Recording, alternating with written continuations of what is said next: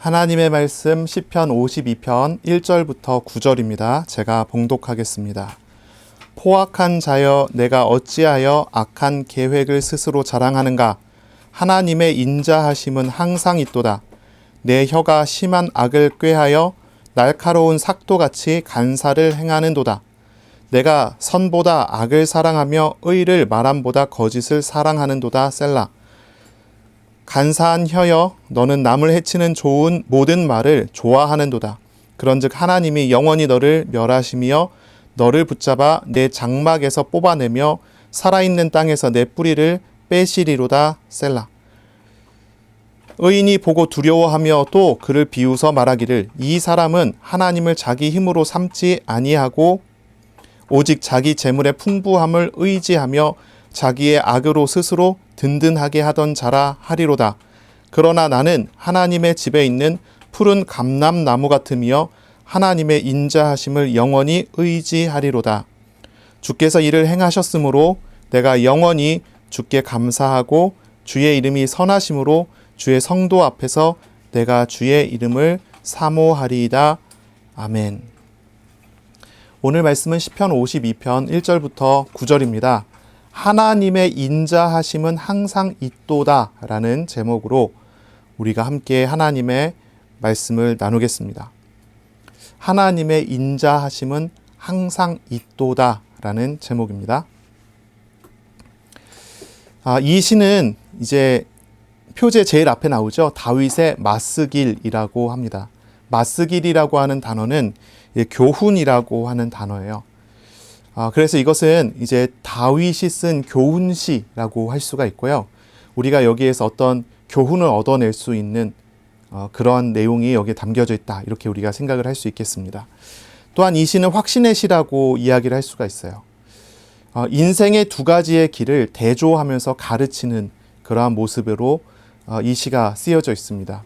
하나의 길은 악한 자의 계획을 따르는 길이고 또 하나의 길은 하나님의 인자하심을 영원히 의지하는 길입니다. 표제를 보시면 이렇게 써 있죠. 에돔인 도액이 사울에게 이르러 다윗이 아히멜렉의 집에 왔다고 그에게 말하던 때에 라고 이렇게 표제에 기록이 되어 있습니다. 이것은 다윗이 경험했었던 혹독한 경험 중에 하나의 배경을 가지고 있습니다. 사울 왕이 다윗을 죽이려고 다윗을 찾아다니던 때의 배경이에요.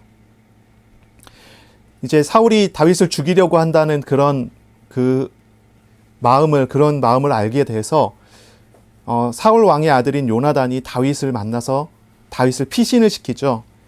다윗이 피해 가서 가장 먼저 간 곳이 어디냐면 노비라고 하는 지방이었습니다. 이 노비라는 곳은 실로가 파괴된 다음에 성소의 역할을 하던 장소였어요. 그래서 성소로 간 거죠. 하나님의 성막이 있는 곳, 성소로 갔습니다. 거기에서 제사장인 아히멜렉을 만나게 돼요. 아히멜렉은 이 다윗에게 음식을 제공해 줍니다. 성전에 드려진 음식을 제공해 주고 또 무기도 이 다윗에게 제공해 줍니다. 그리고 난 다음에 이 다윗은 그것을 떠나서 가드로 도망을 갔어요. 이 가드에서는 이제 가드왕 아기스 앞에서 이제 미친 채 해갖고 살아남아서 또 도망을 가게 되죠. 그래서 최종적으로 가게 된 곳은 아둘람 굴입니다. 이 아둘람 굴에 도착했을 때 다윗과 함께 그곳으로 피신한 사람이 약 400명 정도 됐다라고 하는 이제 기록이 나오죠. 이런 배경을 가지고 있어요.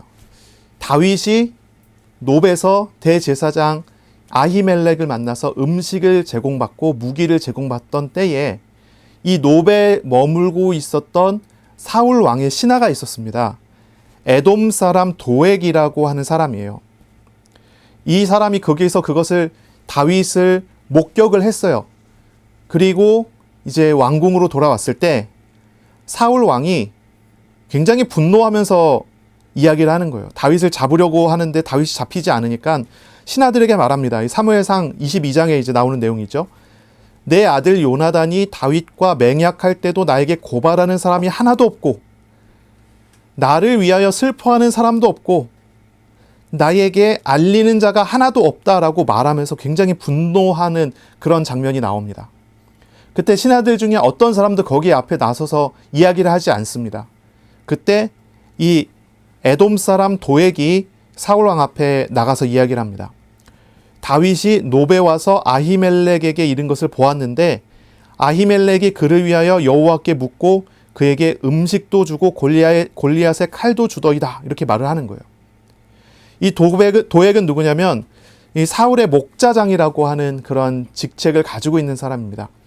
에돔 사람인데 유대교에 입교를 하고 이제 유대인이 되는 그런 사람인 거죠. 에돔 사람 출신입니다. 이 사람은 사울의 신하로서 왕궁의 가축을 관리하는 그런 사람이었어요. 이방인 출신인데도 사울에게 굉장히 신임을 받고 있는 그런 사람이었습니다. 이 도액이 노베 성소에 머무른 이유에 대해서는 사실 정확하게 알려진 바는 없는데 일반적인 이유를 생각해 보면 아마 이 도액이 의식적으로 부정했기 때문에 정결해지기 위해서 하나님 앞에 제사를 드리기 위해서 노베 성소에 머무르지 않았을까 그런 생각이 들어요. 이 사람은 이제 이방인으로서 하나님 앞에 나온 그런 사람이었죠. 그런데 이 사람이 이 제사장 아히멜렉을 고발하고 다윗을 도왔다고 하는 말을 고발을 한 것입니다. 이 일로 인해서 제사장 아히멜렉은 왕에게 비난을 받고 왕 앞에 부름을 받아요. 그리고 이 아히멜렉은 왕 앞에서 다윗을 하나님께서 그렇게 하게 했다고 이야기를 하는 거예요. 이 말을 듣고 이 사울 왕이 굉장히 분노해요. 그래서 그때 그와 그의 공동체가 노베에 있는 제사장들 무리가 다 학살을 당해서 죽게 됩니다. 85명의 제사장이 죽고 그 가족과 젖먹이 아이까지 거기에 가축들까지 모두 죽였어요. 적어도 300명 이상의 사람들이 하나님 앞에 예배하는 제사장들이 거기서 학살을 당해서 죽게 된 거죠. 그때 아히멜렉의 아들인 아비아달이 이 제사장의 아들이 도망을 가게 돼서 다윗에게 가서 이 이야기를 하게 되는 것입니다. 아둘람 굴에 들어가게 돼서 거기에서 다윗을 만나 이야기했습니다. 그때 다윗이 한 말이 이런 말입니다. 사무엘상 22장 22절입니다. 내 아버지의 집이 모든 사람이 죽은 것은 다 내 탓이다. 이렇게 이야기하고 아비아달을 자기 수중에 이제 보호해 주겠다라고 이제 이야기를 하게 되죠. 그렇게 이야기한 다음에 다윗은 바로 이 시편 52편을 이제 짓게 된 것입니다. 이런 배경 속에서 이 시편이 나왔어요. 그러면서 이 시편을 가만히 읽어보시면 이러한 배경에 대한 이야기 그리고 이 이야기에 대한 구체적인 내용들은 나오지가 않죠. 아마 이것은 이제 후대에 비슷한 상황에 처한 사람들이 사용할 수 있도록 하기 위해서 그렇게 이제 시편을 작성하지 않았는가 우리가 이제 그렇게 생각해 볼 수가 있습니다. 이 시편의 1편에 제일 먼저 이제 질문으로부터 시작을 하거든요. 질문으로부터 시작합니다. 어찌하여 라고 하면서 이야기합니다. 포악한 자여 내가 어찌하여 악한 계획을 스스로 자랑하는가? 하나님의 인자하심은 항상 있도다 라고 말합니다. 하나님의 인자하심이 항상 있는데 하나님의 헤세드 사랑 변함없는 하나님의 사랑이 항상 있는데 어찌하여 포악한 자 당신은 하나님을 향해서 그리고 우리를 향해서 이렇게 악한 계획을 세우고 이것을 자랑합니까? 라고 질문하는 거예요. 2절에 이야기합니다. 내 혀가 심한 악을 꾀하여 날카로운 삭도같이 간사를 행하도다.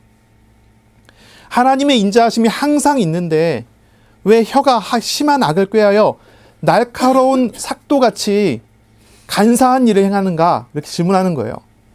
하나님의 인자하심이 항상 있는데 왜 남을 해치는 모든 말들을 좋아하느냐라는 질문을 하는 것입니다.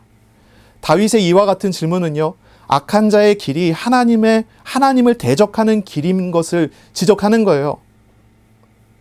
그것이 아주 어리석은 길이라는 것을 지적하는 것입니다. 어찌하여 그렇게 하는가? 도액이 하나님의 전에 가서 하나님의 성전에 하나님의 성막에 가서 하나님 앞에서 자신의 부정함을 씻는 의식을 했었던 것을 다윗이 기억하는 것 같아요. 그러니 그에게 이야기합니다. 어찌하여 하나님을 외면하고 저버리고 하나님의 변함없는 그 사랑을 다 버리고 이렇게 악한 계획을 세우고 그것을 자랑하고 그렇게 악한 말로 남을 해치는 일을 하느냐. 그것은 하나님을 대적하는 것이다. 이렇게 이야기하는 것이죠. 아무리 날카로운 칼과 같은 계획이 있을지라도 우리는 먼저 하나님의 헤세드의 사랑이 항상 있음을 알아야 한다라고 이 다윗은 말을 하고 있는 것입니다. 여기 1절에 나오는 이 포악한 자라고 하는 단어는 이제 기보르라는 단어입니다. 이것은 문자적으로는 강한 사람 또는 위대한 사람을 지칭하는 의미예요. 본래는 긍정적인 의미로 사용되는 단어입니다. 그런데 여기서는 이 단어를 반어법적으로 사용을 한 것입니다. 위대한 자여 라고 하면서 이야기합니다. 아마 이 도액이라는 사람은 우리에게는 잘 알려져 있지 않고 사실 이 성경에 이 부분에만 나타나 있기 때문에 이 사무엘상 22장 여기만 나타나 있기 때문에 우리가 잘 알지 못하지만 아마 이 사람이 사울 왕의 목자장까지 올라가기까지 사람들 앞에서 다른 사람들 앞에서 어떤 보여지는 것들이 있었나 봐요. 알려진 사람이었겠죠. 그러니 그에게 강한 자라고 표현하고 위대한 자라고 표현합니다. 하지만 이것은 아주 부정적인 표현으로 이것이 사용되게 돼요. 강하고 위대한 그것이 하나님을 대적하는 데 사용되고 남을 해치는 데 사용됐다라고 하는 그런 지적이 되는 거죠. 이 포악한 자는 도액입니다. 이 도액은 아주 악한 계획을 세운 그런 사람이죠.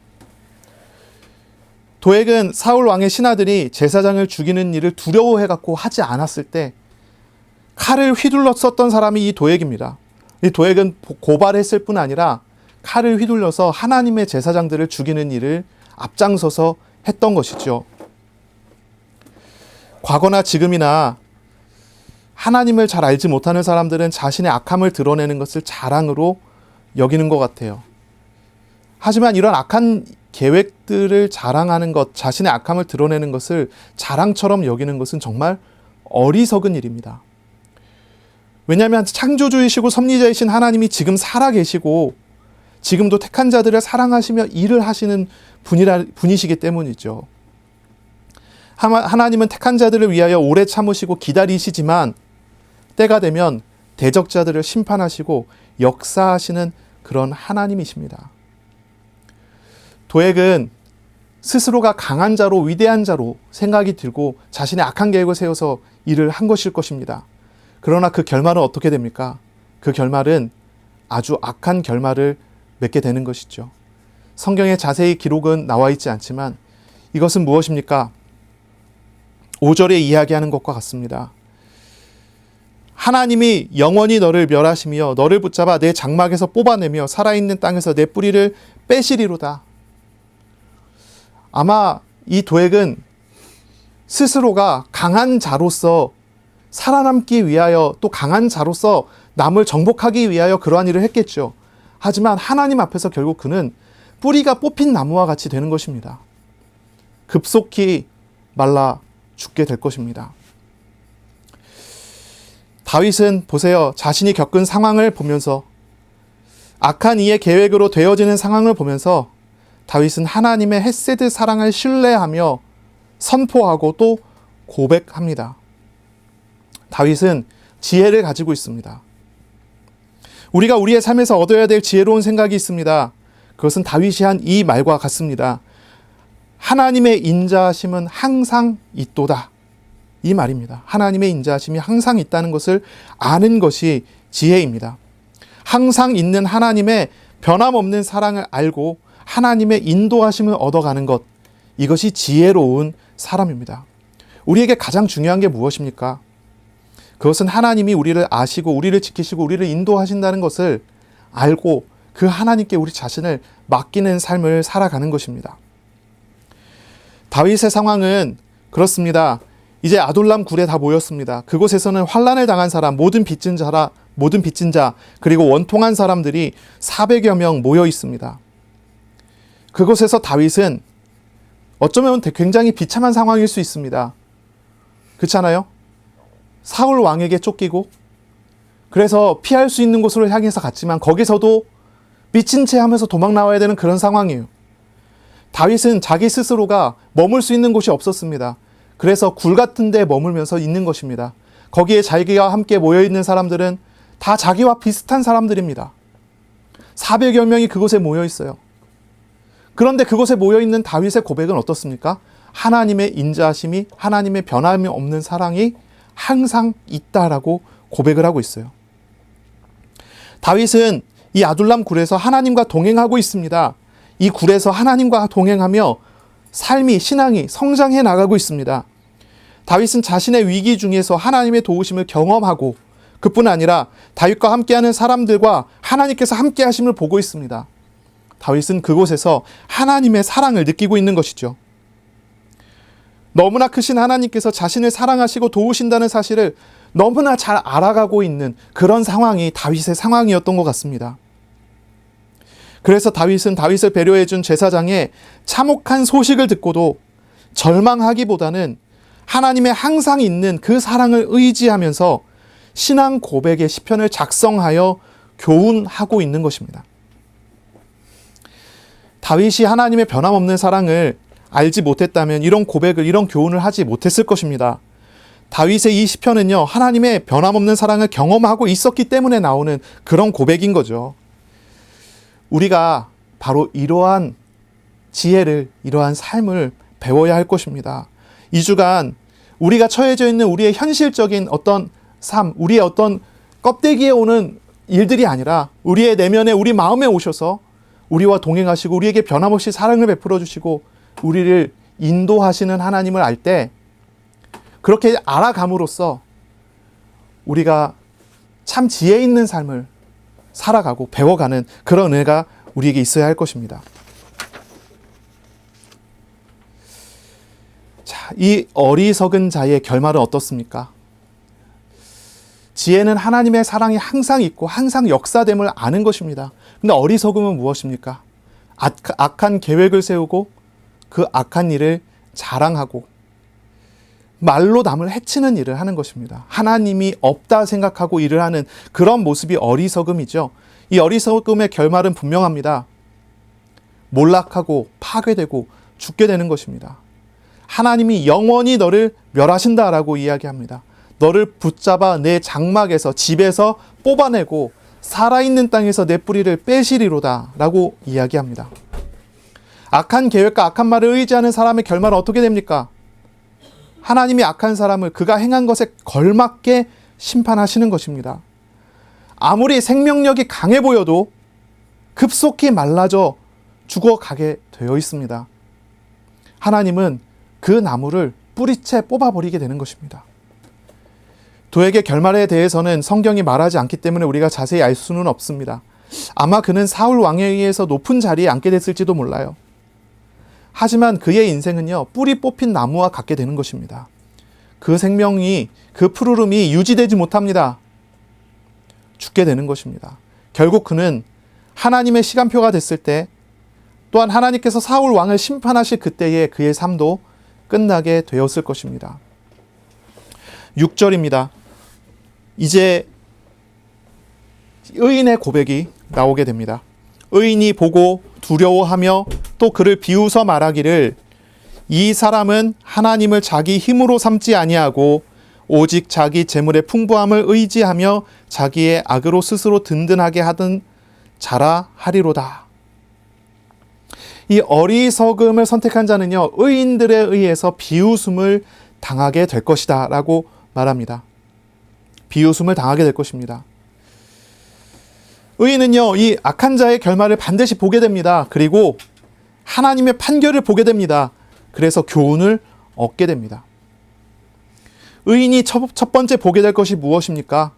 그것은 하나님께서 역사하신다는 것입니다. 의인이 첫 번째로 볼 것은 하나님의 역사하심입니다. 그것은 하나님을 경외하는 마음이 되는 것입니다. 악한 자의 결말을 볼 때 의인은 두려워합니다. 이 두려움이 하나님을 경외하게 된다는 그런 의미입니다.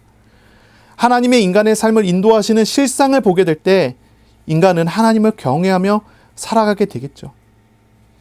무엇을 두려워하게 될 것입니까?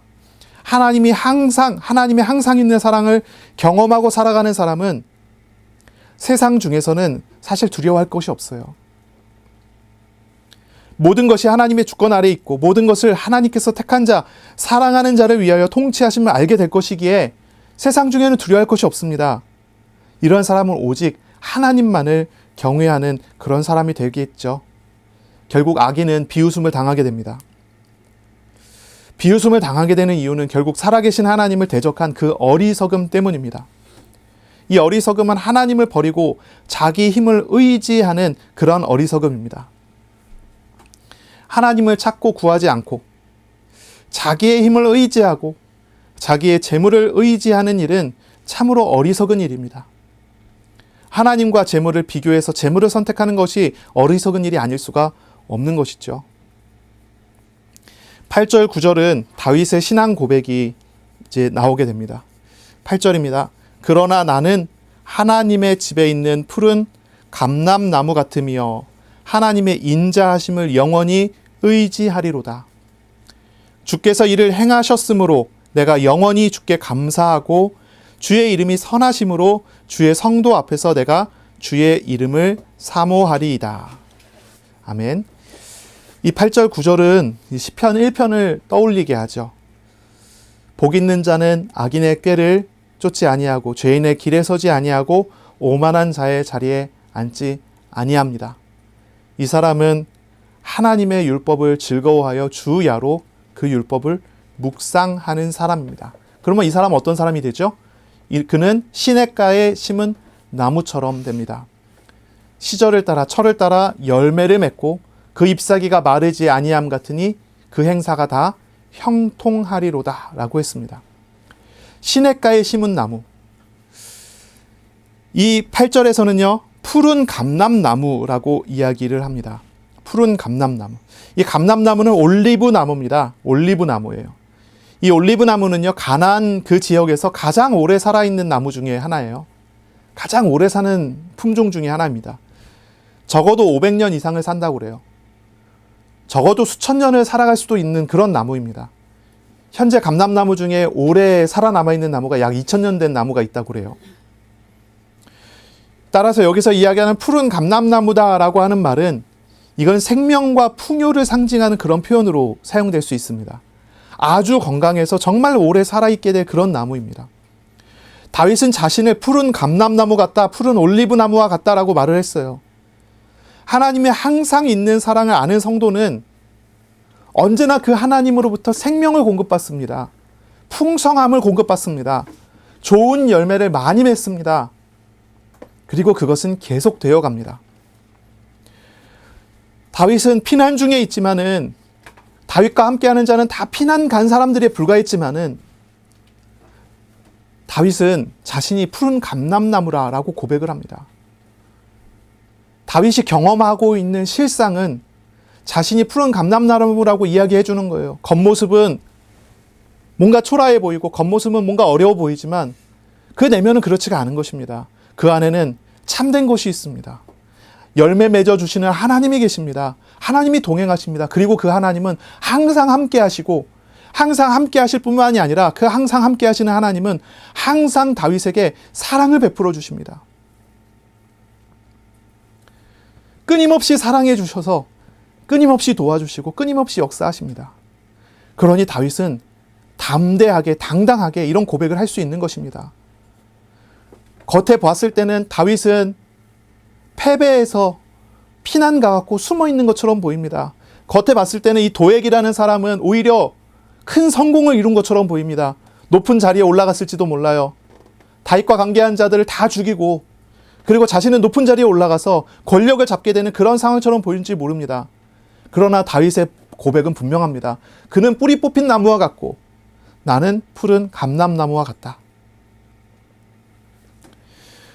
바로 이런 고백이 이루어지고 있는 것입니다.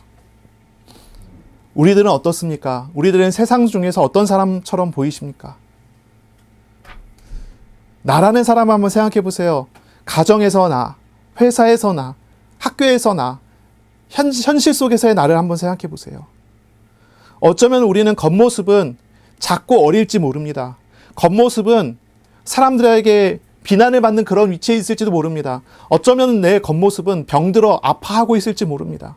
어쩌면 내 겉모습은 우울증과 불면증과 여러 상황에 시달리고 있는 그런 모습으로 보일지 모릅니다. 그러나 그 속에 항상 사랑을 베풀어 주시는 하나님이 함께하는 사람이라면 그 겉모습이 그 사람을 결정하는 것이 아닙니다.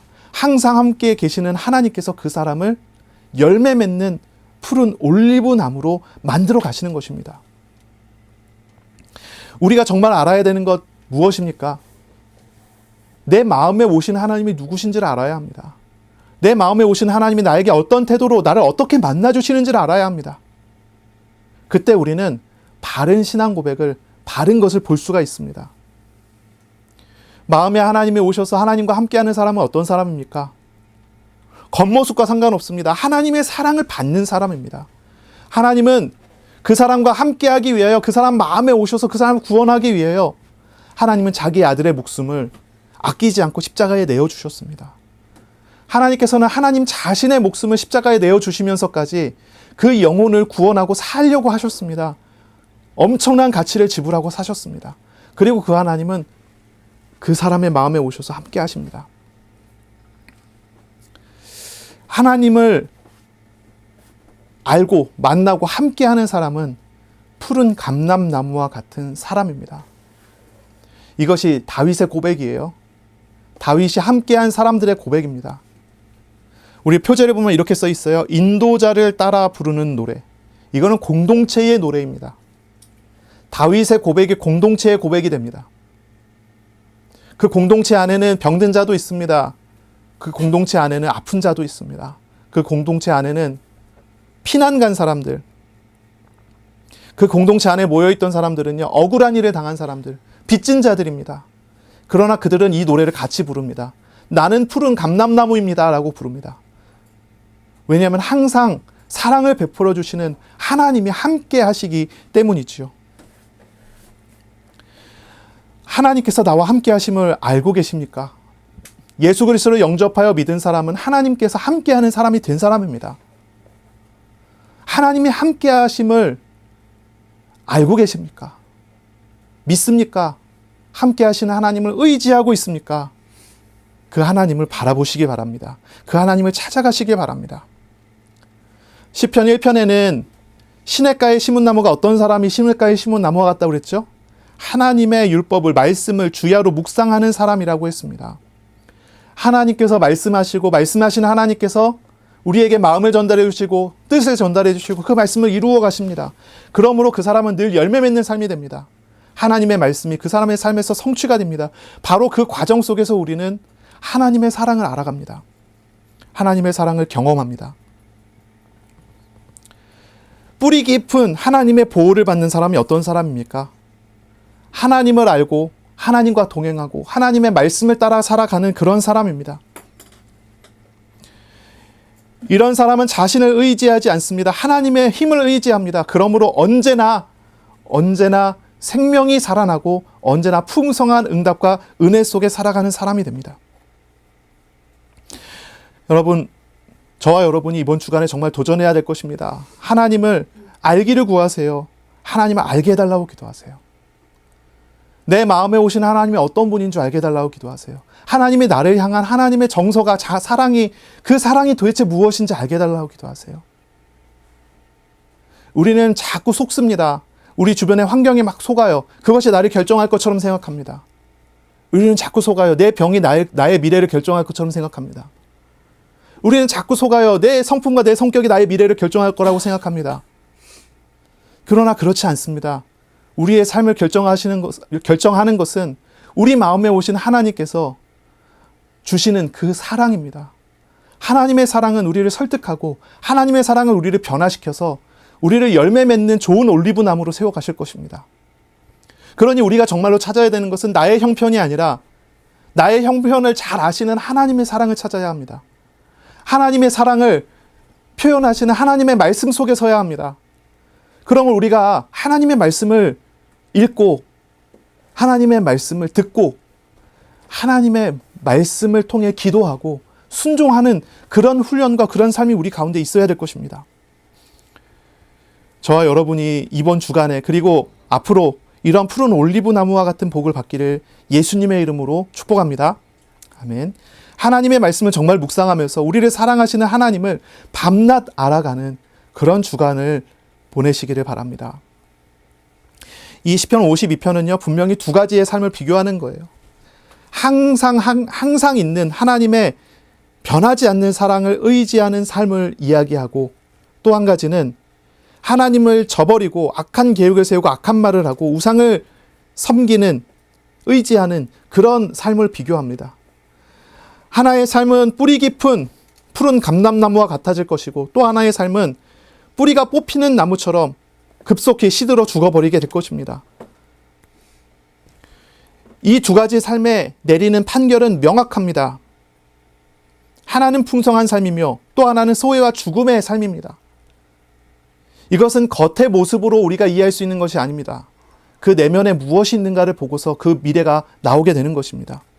겉모습을 아무리 화려하게 하고 겉모습을 아무리 믿는 자처럼 보인다 하더라도 그 속에 하나님이 없고 하나님의 사랑하시는 일이 없다면 그것은 위선일 뿐입니다.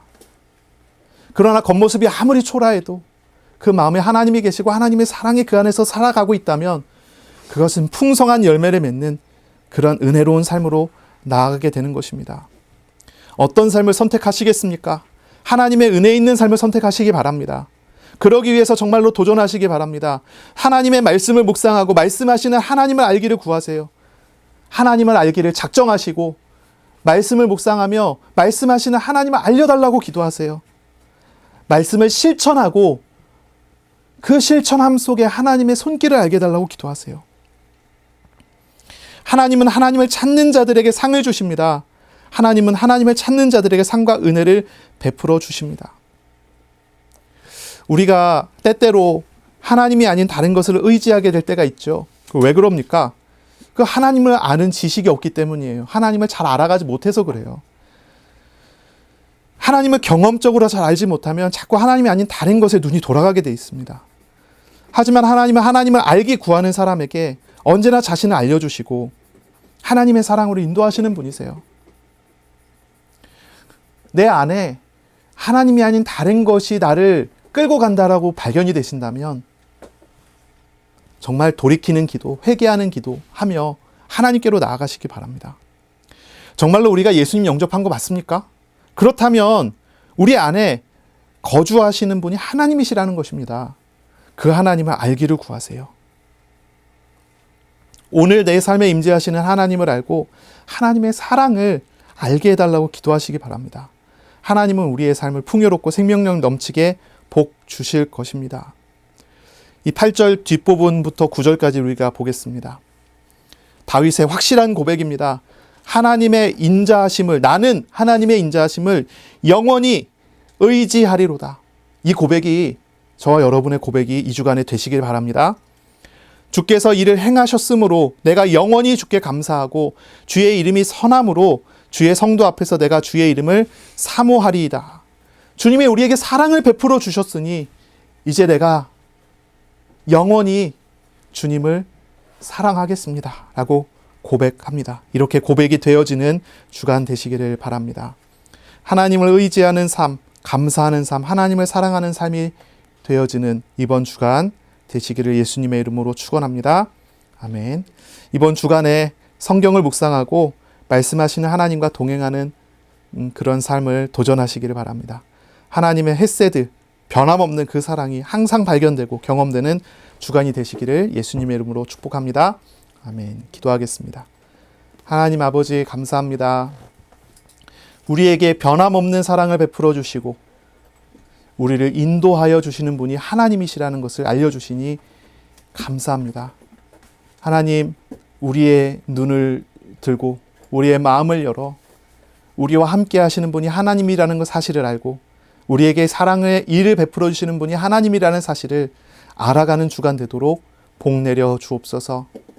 우리에게 있는 모든 얽매인 문제들이 주님 앞에서 다시 발견되게 하여 주시고 주님과 함께함으로써 인도하심을 받아 나아가는 주간 되게 하여 주옵소서.